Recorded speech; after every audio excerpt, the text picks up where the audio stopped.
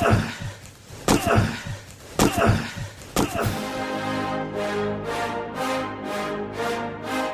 rolls out to the right, pitches off to Taylor, and Taylor's to the 20, down to the 15, down to the 10, 5, 4, 3, 2, 1. Touchdown, Billy Taylor! Touchdown, Billy Taylor! Billy Taylor scored a touchdown from 21 yards out. The crowd goes berserk. It was November 22nd, 1969.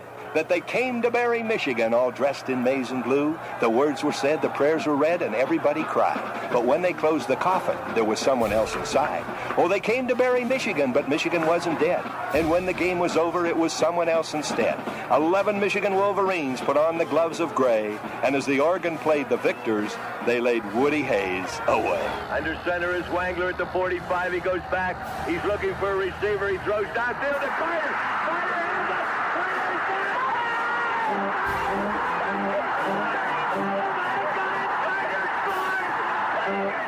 Who's got it better than us? Nobody!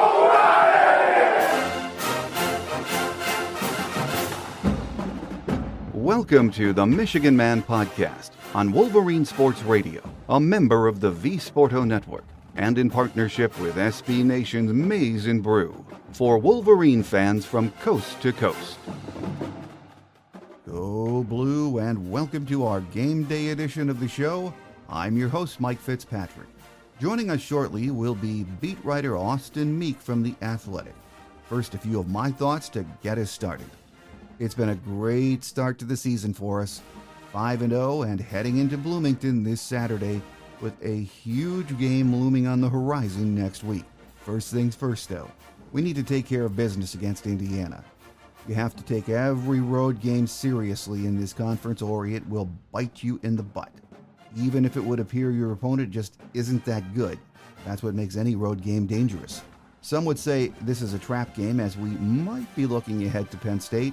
I don't think that's going to happen. This team hasn't even scratched the surface on what they can be offensively, which is a scary thought for opponents. I think the same can be said for the defense. We've been rock solid out there with a lot of new faces, and I could be wrong, but I think our best football on both sides of the ball is yet to come. I hope so anyway. My guest today says if Indiana has any hope of competing with us, they have to keep it close and get off to a fast start. From what he's seen of the Hoosiers, that will be a tall order. Up next is Michigan beat writer Austin Meek from The Athletic. So stay with us.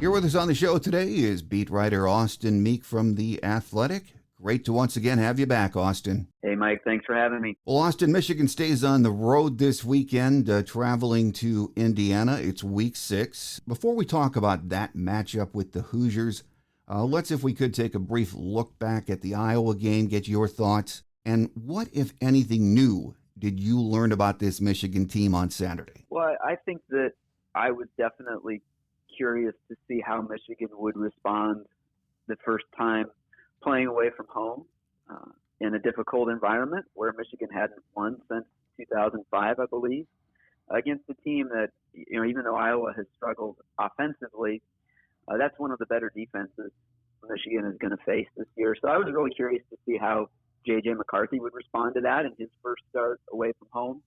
I was curious to see how Michigan's offense would respond and just how the team as a whole would respond if they were in a situation where they had some adversity, really, for one of the first times this season. And I thought they responded well. That was a game that Michigan controlled most of the game. but there were a couple points in there where Iowa did have some momentum, and Michigan had to figure out how to get the game back on their side, and I thought that they did that. They made some plays when they needed to really take the crowd out of it and to really come away with a pretty convincing win in a place that's been tough for Michigan through the years. Well, as you said, it was J.J. McCarthy's first road test, as well as the team's first road test as a starter for J.J., I should say. And we all agree against a very good defense. And he seemed just very loose, very confident, and comfortable the entire game, didn't he? Yeah, I thought Michigan had a good game plan. Pretty clearly, Michigan wanted to be patient on offense, to not try to go for the home run right away, but just take what Iowa was willing to give them, keep J.J. McCarthy in rhythm, establish the running game, and then let J.J. Just make some easy, quick throws. And I thought that Michigan executed that pretty well. Definitely early in the game, the opening drive really set the tone. And then from there, the offense did enough, and J.J. did enough to keep control of that game. And against Iowa, the thing that you can't do is turn the ball over or give Iowa points on defense, because Iowa really thrives on that. And aside from one fumble that could have been a game-changing play, but ended up not being that, that really was the only mistake for J.J. McCarthy. He played a really clean game. Well, one of the most impressive things to me on Saturday was the play of that offensive line. I'm one of these weird guys that goes back the next day and watches the game, sometimes a couple of times, and focuses on that offensive line. And when you just did that, they were physical, and they look like they're coming together. Michigan has the 5 guys they want out there now for the most part, but they really look good, didn't they? Yeah, I thought that was the best performance of the season from Michigan's offensive line, and I think Jim Harbaugh said that as well. That line has, as you mentioned, had some fluctuations early in the season with different guys in and out of the lineup. It was really the first time we got to see Michigan's starting 5 play a full game together, and I think we're starting now to see that chemistry come together with that group. Having Trevor Keegan back at left guard, I think really gave them a lift. And that was an impressive performance in the way that they were able to just consistently get some push in the running game against a really good defense. It looked to me like every time pretty much Michigan ran the ball, the running backs were getting 2 or 3 yards before first contact at least. And that's a good recipe. In a game where Michigan wanted to control the ball, wanted to sustain drives, the ability to get 4, 5, 6, 7 yards a pop in the running game consistently was a really big factor. One of the other things when you watch this offensive line, Austin, and I don't know if fans pay attention to this during the game, they are very athletic. I think just about all 5 of these guys can pull and get out in front of the running backs. That's really impressive to be that big and that athletic, isn't it? Yeah, I think one of the real keys to Michigan's success over the past 2 years has been the development of that offensive line and the identity that Michigan has formed around some of those gap scheme running plays where you get the offensive line pulling around in space and leading the way for the running backs. And that's really been what Michigan has hung its hat on the last 2 years, and it's a big part of why this is a different Michigan team now than it was even just a few years ago. And I think that this group that Michigan has now, the potential is really high with this group. We talked about, could this offensive line be even better than last year's, which was really good. And I think through the first 4 games, that definitely was still, a work in progress. It was clear early on in the season that the offensive line still was working out some things, but the arrow is definitely pointing up for that group. It looks like now they've got their 5 together, and they're starting to really get on a roll. And I think that we're just going to see that offensive line continue to get better throughout the season. Well, early in the season, you're looking for positives to develop. And I think one of them, for me anyway, and I think for a lot of folks, has been the play of Luke Schoonmaker at tight end. Jim talked about that at the presser yesterday, saying if he continues to progress, he could be one of the best tight ends that have ever played at Michigan, which I thought was surprising to hear him say that. But you'd like to see Eric All out there, but man, Luke's off to a great start, isn't he? Yeah, I mean, Michigan is fortunate to have in that tight end room a number of players who are capable of playing at a really high level. And, of course, Eric All is a guy that, has done it at Michigan. I mean, came into this year, his senior year with really high expectations. And so it's unfortunate that he hasn't been able to be out there the last couple of weeks. But the silver lining to that is that it's not just, one great tight end in that room. It's Luke Schoonmaker. As you mentioned, Jim Harbaugh's been consistent in saying that Luke is right there with Eric All in terms of, one of the best tight end tandems in the Big Ten, if not in the country. And so Michigan is going to be able to continue to be productive at that position, even if Eric All isn't able to come back anytime soon. And so, yeah, we've just seen Luke Schoonmaker continue to elevate his game and really be a well-rounded tight end.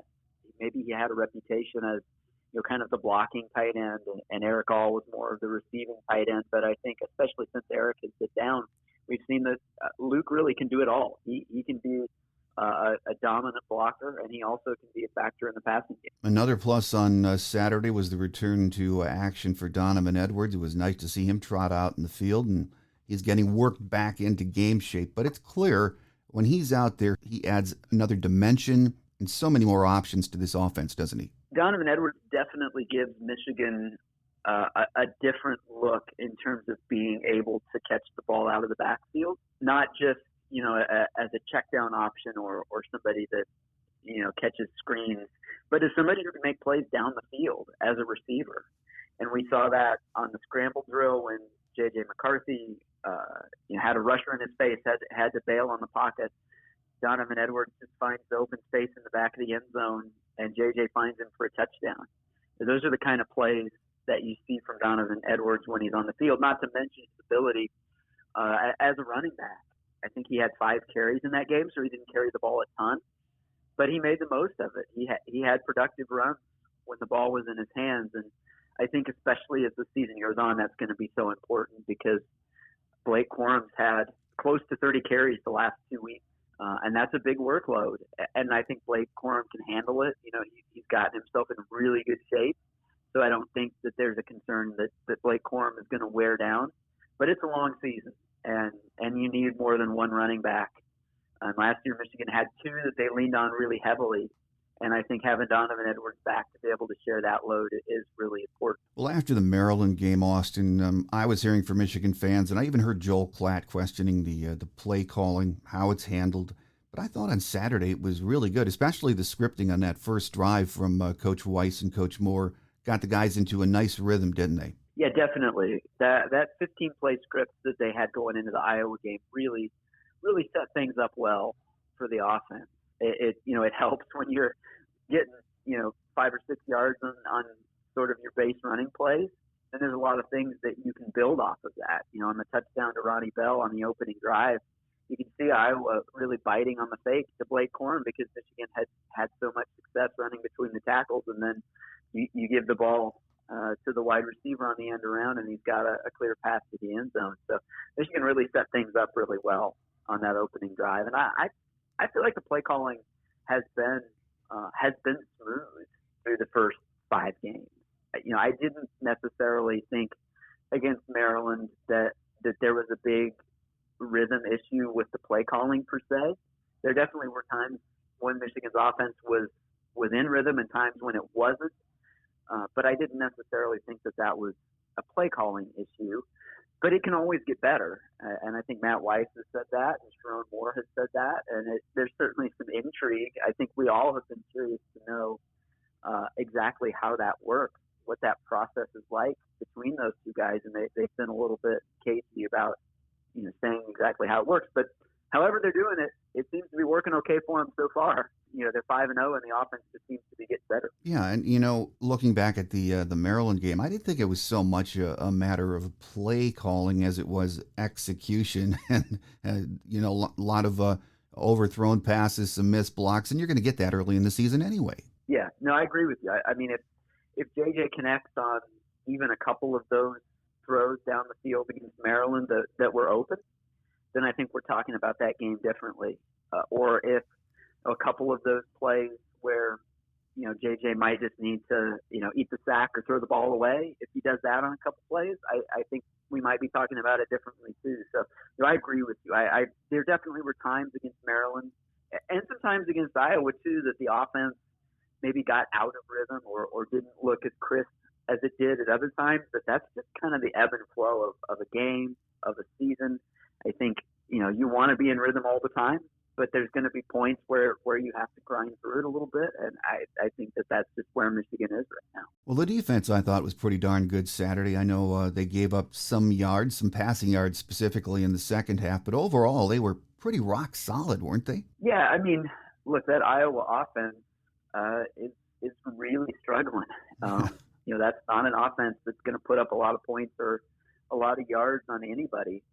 And I think going into the game, Michigan's defense knew that if they could stop the run, Iowa just wasn't going to be equipped to throw the ball and put points on the board. And that, ultimately, I think what we saw, although there were some times that Iowa was able to throw the ball effectively. And I think, if there's one thing that you look at for Michigan's defense coming away from that Iowa game is you do look back at the second half and say, hey, there were some times that Michigan let Iowa have some things in the passing game for an offense that has been really struggling in that area. You'd like to take that away. So I think overall the defense did what they needed to do.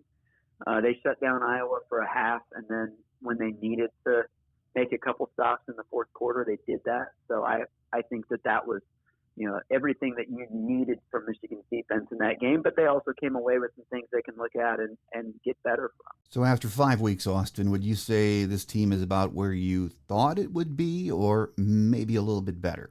I think it's about where I thought it would be, with the caveat that we didn't know what this quarterback situation was going to look like. Before the season going into it, I couldn't have told you who Michigan's starting quarterback would be at this point. I thought it was really something that could go either way. And so I think that now that J.J. McCarthy has won the job, and with Cade McNamara being out for a little bit, there's no debate, no question about J.J. being the quarterback. I think that does change the complexion a little bit of this team. There's just more stuff you can do with J.J. McCarthy as the quarterback. Both of them have their strengths and weaknesses, and Cade McNamara, brought things to the table that were different than what J.J. can do. But we're seeing now what this team looks like with an offense and a quarterback who are really, synced up in a way that plays to the strengths of the quarterback. And I think it's an exciting thing. I think if you're a Michigan fan to look at where this offense is and see the potential, because every game J.J. McCarthy makes a couple plays where you're like, man, that's it's a different offense, even than the one we saw last year. And so I think that's an exciting thing and something that is going to continue to evolve as the season goes along. Well, we're still learning about this team every week, and this week we get to the midway point of the season. So if you were looking at the big picture and you said, what are the areas of concern, both offensively and defensively, what would you say they are? Yeah, I think defensively, we've talked about the pass rush at times this season, and there have been times when the pass rush has been really effective, and there have been times when it hasn't. When Michigan really needed to get after the quarterback against Iowa, when Iowa was in a position where they had to throw the ball to try to make a comeback, we saw Michigan really be able to pin its ears back and go after the quarterback, and really just that last drive that Iowa had when it was still a competitive game, Michigan really, just destroyed their offensive line. That's the potential of this pass rush when it's really working. And then there's other times that we've seen Michigan not be able to get to the quarterback as consistently. So I think you just like to see that pass rush continue to grow. Continue to be able to consistently put pressure on the quarterback and consistently finish. When you get pressure on the quarterback, you want to be able to get hits on the quarterback and sacks and disruptive plays and all of that. Offensively, there's not a lot that I look at with that offense and say that that's a worry or a concern. I think they can get better in every aspect of it. I think the decision making from J.J. McCarthy can continue to get better. Even if it's just one or two plays a game, there's still a couple plays you look at and say, that's a play where he just needs to eat the sack or just needs to throw the ball out of bounds instead of trying to make the great play. So that'll come with time and experience. But other than that, offensively, I feel like they've been really, really sharp. Well, this Saturday, Michigan stays on the road, traveling to Bloomington. The Hoosiers are 3-2, but they are a team really struggling to find themselves, aren't they? Yeah, I did for our preview series we do in the off season. I ended up doing the Indiana preview, so I spent some time talking with Tom Allen and some other people around their program, and it's been an interesting few years for them. In 2020, in the COVID year, they were one of the great stories in the country. They really looked like they'd turned the corner and had things set up for success, and then they had so many injuries last year. Such a disappointing year for them to start with such high expectations, and then just it was a struggle from start to finish for them. And so this year they're trying to reset things. They've got a transfer quarterback. They've got two new coordinators. Their offense is a lot of new pieces on their offense, and they're just trying to figure things out right now. From what I can tell, it's not like it was not going to be an overnight thing for Indiana to bounce back from that year they had last year. It was going to be more like try to build it back up to where they had it in 2020, and right now it looks like they still have a ways to go. Oh, absolutely. And they're not the kind of a program or a team that can afford a lot of injuries, especially on the offensive line. And that's a mash unit through the first 5 games, a lot of injuries to that group. And you've got a new quarterback in Connor Bazelak. Can't get the running game going, can't protect the quarterback. I mean, he threw 44 times on Saturday. He looks like he's got a nice arm. But then again, his top 2 receivers were out injured for the game too. So it is hard to imagine Indiana having sustained success against Michigan Saturday, isn't it? That was my big question with Indiana when I looked at their team. It's just they had so much turnover, especially at their offensive skill positions. You mentioned they bring in Connor Bazelak as the quarterback, a transfer from Missouri, so they've got a transfer starting at quarterback. Their top 2 running backs, I believe, were transfers who'd come in from other schools, and really their whole receiving core, aside from maybe 1 or 2 guys, were transfers. So a lot of new pieces on their offense to go with a new offensive coordinator in Walsall. And I think it's looked kind of like you would expect an offense with that much turnover, and then you factor in some injuries, as you mentioned, on the offensive line. It's just a tough situation. I think Tom Allen is a very good defensive coach. He's back to calling the defensive plays this year for Indiana, trying to, I think, get back to some of the things that really worked for them early on in his tenure. But to me, the question is, can they score? Can they score enough to be competitive with Michigan? And I'm not sure that they can. On that IU defense, they've looked good at times. It's a veteran group, but they've been on the field way too long in all 5 of the games that Indiana's played. So, when you look at that, it should be another day for JJ and the offense to really fine-tune the attack, wouldn't you say? Right, yeah. I think that Indiana's defense is going to be a pretty good test for Michigan. I mean, the thing about Indiana is they're really aggressive. They're going to blitz. They're going to get after you.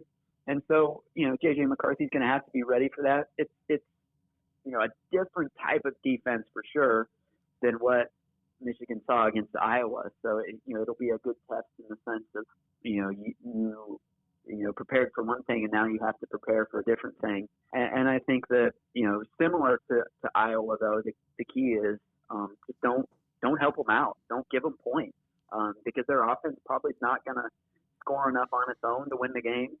And the way that they're going to have a shot is if Michigan gets some turnovers, makes mistakes. So I think it will be another good game from that standpoint for JJ and for the offense to just really, drill down on the little stuff and try to, take what they've done so far and even take it to another level.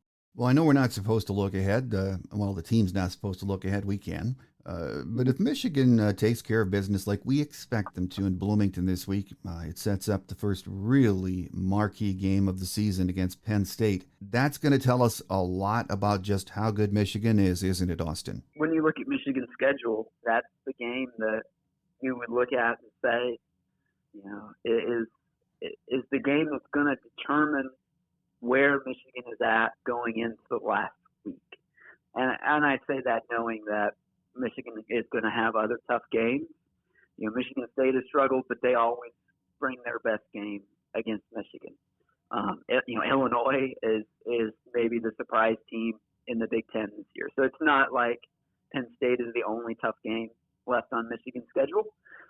But I think if you're, trying to look ahead and project and, peek into the future a little bit, I would say if Michigan wins that game against Penn State, then there's certainly a shot that it's 2 11-0 teams going into Columbus, which would be pretty wild. But there's a lot that has to happen, between now and then. And first it's Indiana, and then it's Penn State. And I think that Penn State game is going to be, going to be the marquee game probably nationally that week, and it's going to really tell us a lot about where Michigan is and how much of Michigan's success so far is going to really translate against the very best teams they play. Final question before we let you get away, Austin, and it falls into the category other news around the Big Ten. Wisconsin let Paul Chryst go on Sunday. That shocked me, but I guess it's the new world of college football that we're in. But the timing surprised me. What about you? Yeah, I was surprised. Of course, I wasn't surprised that there was pressure to make a change there, just because having watched Wisconsin over the last couple of years, it didn't look like the same Wisconsin program that we've gotten used to seeing. Wisconsin has had such an identity in the Big Ten as a team that just was rock solid on defense, rock solid running the ball, great offensive lines. Even in years when maybe they didn't have the talent or the quarterback play to be a great team, they always just there was a consistency with Wisconsin that you knew at minimum that they were going to run the ball and play great defense.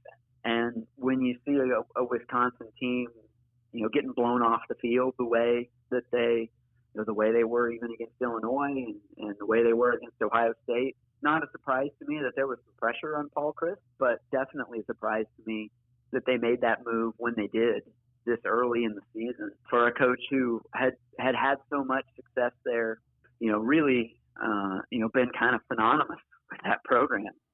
A Wisconsin guy, like you think of Wisconsin, you think of Paul Chryst. So it was pretty surprising to see that just happen when it did. No one doubts he's a good football coach. He is a class act. He's a Wisconsin alum, which makes it crazy. And, that's just the new reality we're in college football. So I'm sure we'll see more of that in the coming weeks from other programs. Here with us on the show today, talking about last week's Iowa game and looking ahead to Indiana Saturday, has been beat writer Austin Meek from The Athletic. Austin, always a pleasure to have you on the show, and we look forward to that next visit. Anytime, Mike. Thank you.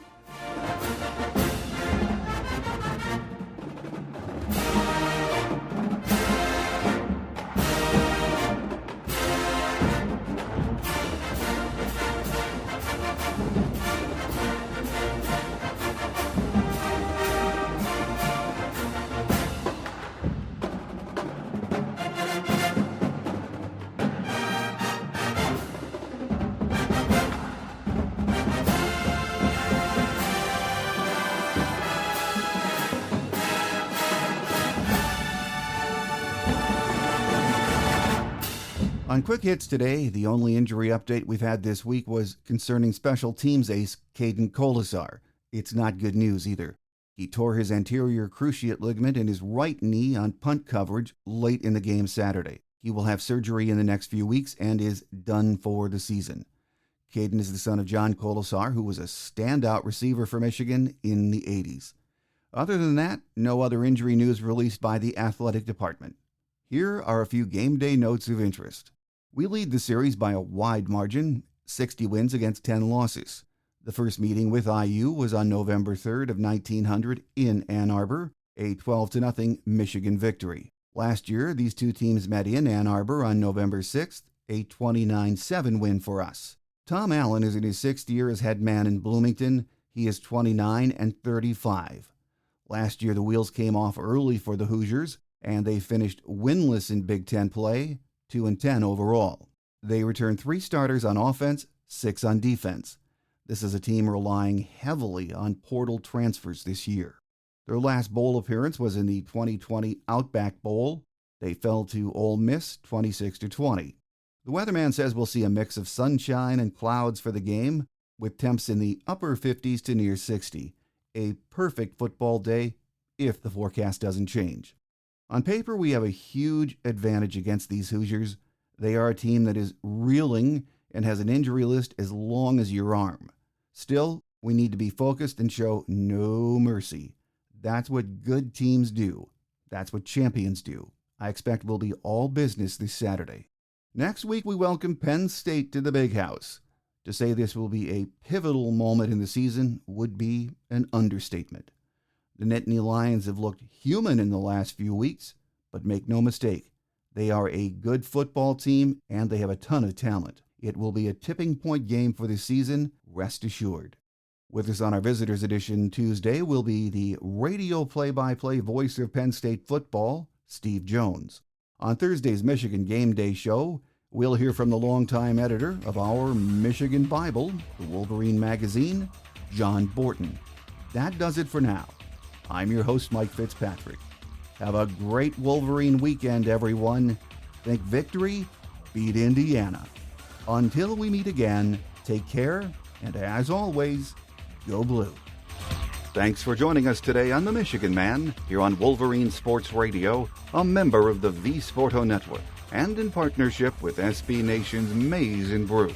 Our listener lines are open 24/7 for your calls at 313-263-4842. That's 313-263-4842.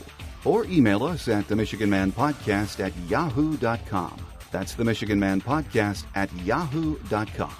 The Michigan Man Podcast is produced at the studios of Robin Lynn Productions, Allen Park, Michigan, and is not affiliated with the University of Michigan. Go Blue!